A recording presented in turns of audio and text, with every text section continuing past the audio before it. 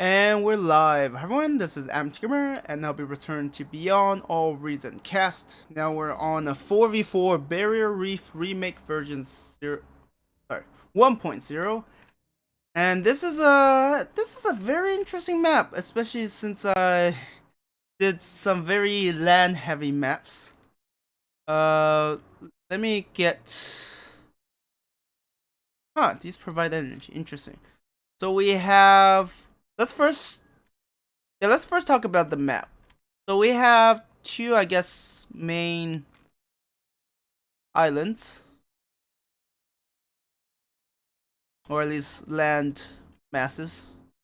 One in the top left corner, one to the top right corner. There's a decent amount of metal sites there. But afterwards, you have a lot of water. A lot of areas we have small islands. Yes, I think these are poking out of the water. Either that or they're really shallow. So this will be a very water heavy. I mean, there's two stages, right? You control the water and then you control the land.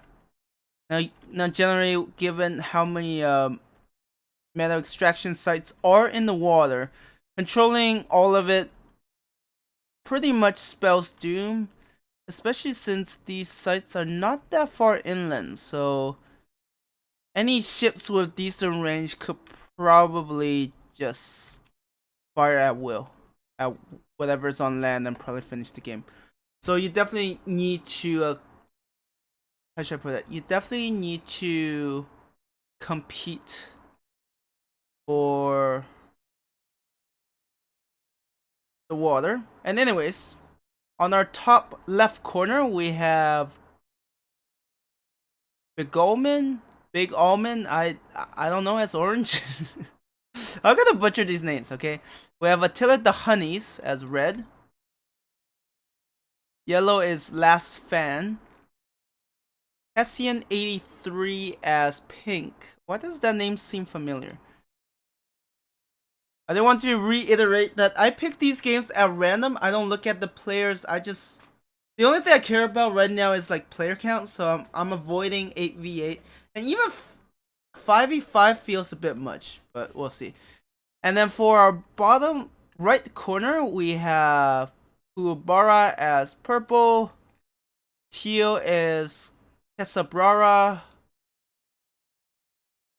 I'm like, did they know each other? Does False Med as green.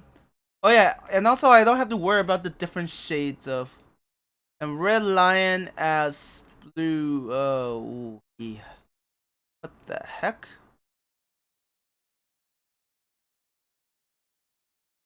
That seems very inefficient. Is that really? No, sorry. I just want to take a moment. I'm like, that seems like not a great. How should the start be? So there's probably one here.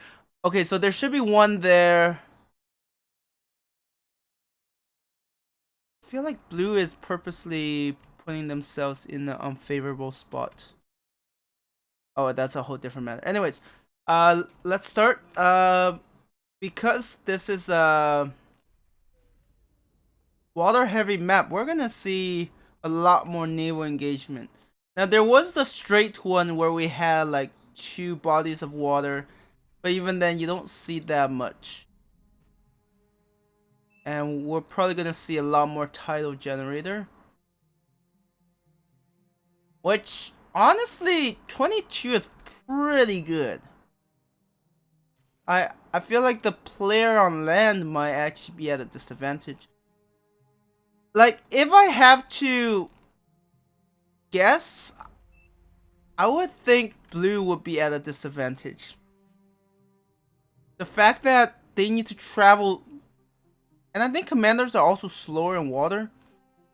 But the fact that they have to travel that much means blue will be behind pretty early on. Like, blue has two tidal generators, one metal extractor. Haven't even started on the second one. And meanwhile, here is like two of these already got a shipyard out, so I don't know. Blue, yeah, blue. Either blue's very confident, or blue knows something I don't.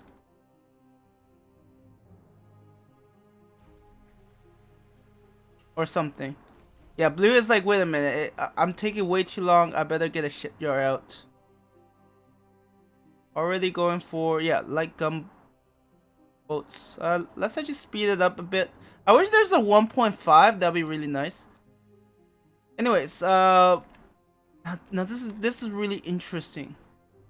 With orange having the entire island to itself. So I'm suspecting that orange will probably be in the process of going for tier 2 very early on, taking advantage of all the resources here, while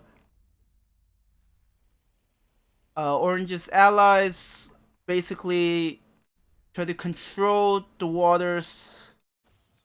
We have a bunch of light. Stealthy patrol boat. Well, not very stealthy if you're already spotted. Can you outrun them? I just can't tell. Oh, that's a very expensive loss there. Are there defenses? I mean, they can't. I don't think these guys can actually target underwater. But if they even take out these tidal generators, I think that would be a win in itself. We do have some supporters. Yeah, the two sides are using very different strategy, right? Orange is going, I'm going for a very greedy approach for economy, going for a tech 2 lab already, and be able to support it. I think Tech 2 Lab is mostly the energy. That's why Orange got the Lazarus and basically destroyed every single tree in existence. And we do have some engagement here, but we already have some dolphins here, so it's going to be pretty minor. I should probably slow it down so I don't miss things. We're seeing some torpedo launchers. We might just see the map split in half. That's probably what's going to happen. I hear combat. Last fan. I don't know if that's a good engagement though. See, what I think they want to do is being able to target the enemy energy production. Speaking of which, are they going for tier 2? Hovercraft. Why are you building aircraft? I guess for seaplanes? Wait, do they have... Okay, they have bodies of water too. I was like, otherwise... Yeah, that's a lot of energy you can't take advantage of. It's just so much more reliable than wind. So they are getting tier 2 energy converter. Orange is already going for tier 2 metal extractors. I'm so confused what Teal is trying to do. Purple only has half the island, so I'm not surprised that they can't do as much. And there are definitely engagements here. Dolphin versus supporter. There are urchins, so they're not completely defenseless. But looking at the map, it's not quite a clear cut. I feel like the top left corner is being a bit more aggressive in terms of doing what they need to do. Constructor ship. Now the question is, are you getting tier 2 constructors for your allies or no? Doesn't seem like it. I mean, it's entirely possible that Orange doesn't want to show the hand. So you generally want your allies to be in a good spot. More dolphin. Pink. Building defenses. A lot of skirmishes in the middle. Whoa. Even the commander's here. Oh, just repairing. Interesting. Riptide.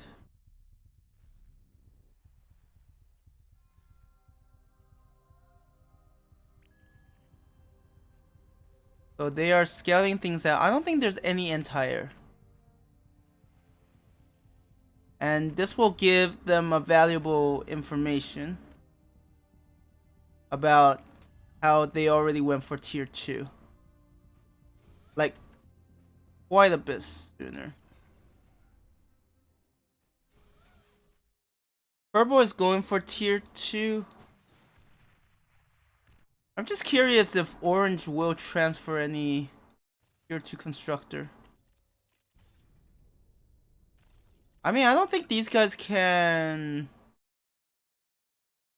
Yeah, they can't build any tier 2 ships. Or hovercraft. Actually, hovercrafts wouldn't be... Oh, hovercraft would actually be pretty good because they're pretty versatile. So here we have some minor skirmishes. This is one of the probably the bigger battles. I don't think much will come out of it.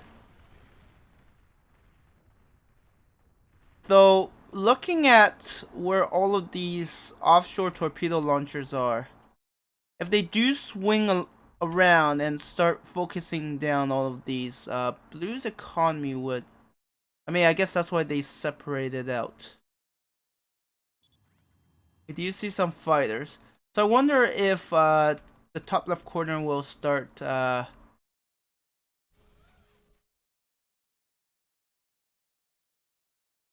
they building or deconstructing it?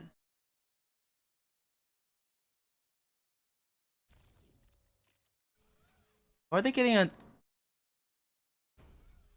Did they accidentally deconstruct it or something?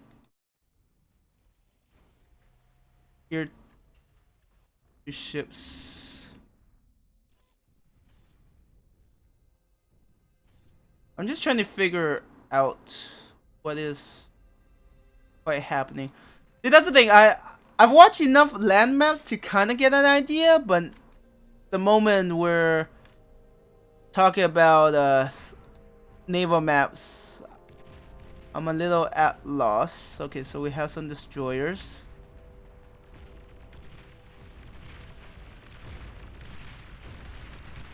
We have Resurrection Sub.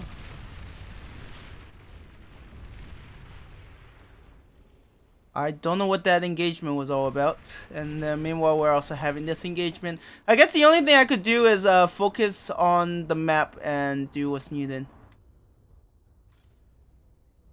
Whoa, what? I'm surprised they're providing so much for Orange.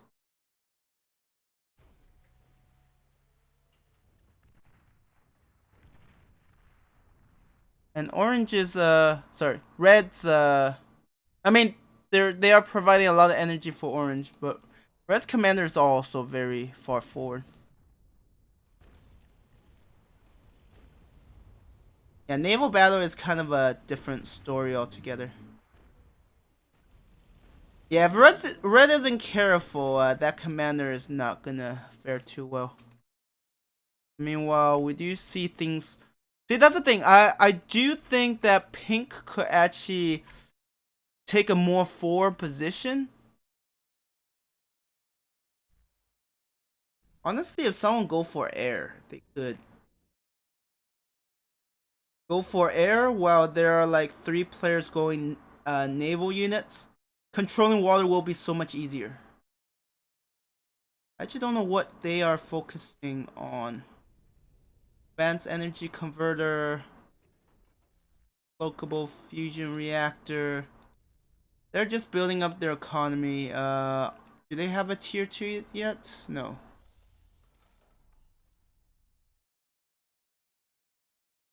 When you look at it,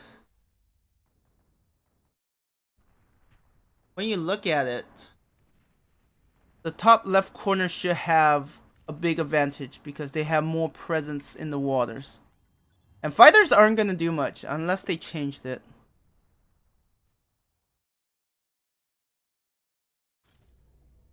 Okay. Why are they falling back?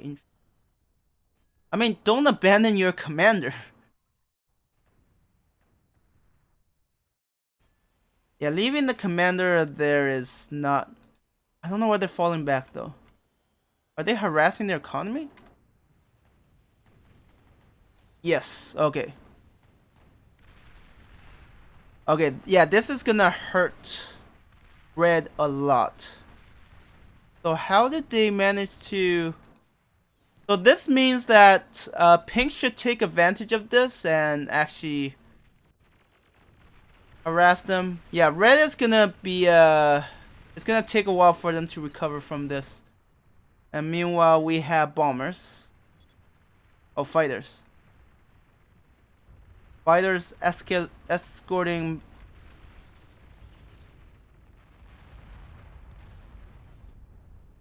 That's the thing, the tier 2 are actually has enough health to be kind of a problem. Oh, that hurts. That's the thing, orange has turtle up and honestly it's left them so vulnerable.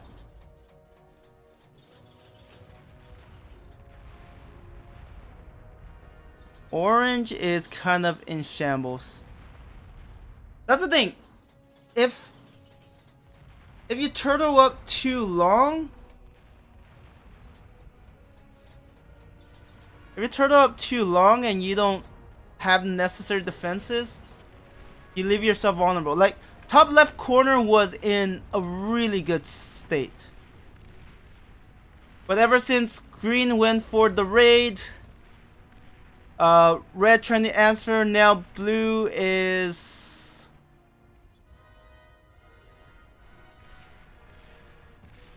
Now blue is taking advantage of the aftermath. All of these are heavily vulnerable to enemy. Like, the moment they saw enemy have aircraft, they should have started building anti-air units or at least defenses. Now it's too late, right? Now they are crushing their economy, man. So in hindsight, them going for air only is... It was a really good call. Able to focus on that. And the other side just have nothing. They have a single slingshot. It takes forever to shoot one down, and by that time they've already destroyed their economy.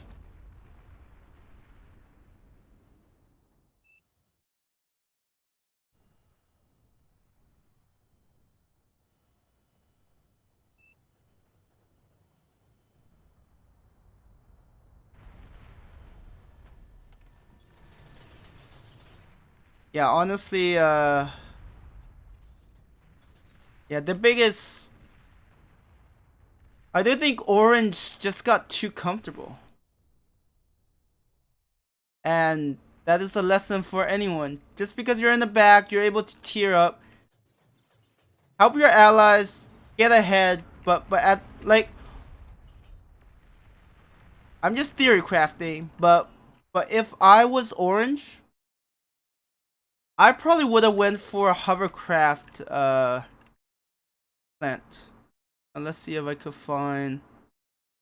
I would probably go for a hovercraft platform. Yeah, hovercraft platform, because the hovercraft constructor is quite versatile. And then once I get to tier 2, I'm able to provide it to my allies, and then they can do whatever they need to do. And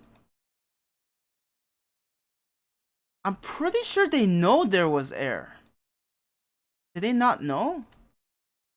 I mean, at some point they saw the scout, which should tell them that they need a lot more anti-air. Like, if there was sufficient anti-air, I don't think that attack would have succeeded. And also, I don't think they built a single... I don't think Orange built a single tidal generator. And as for Red, Red had it tough. I'm assuming there was just a big gap that Green was able to exploit. And then when Red needed help, there was no help there.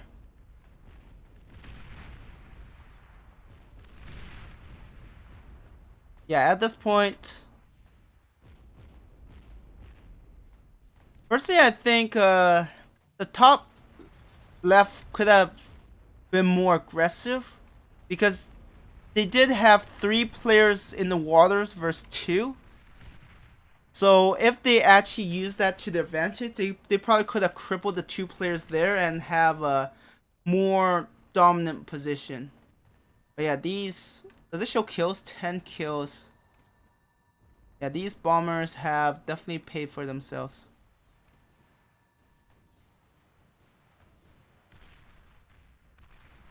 Yeah, now it's way too late, right?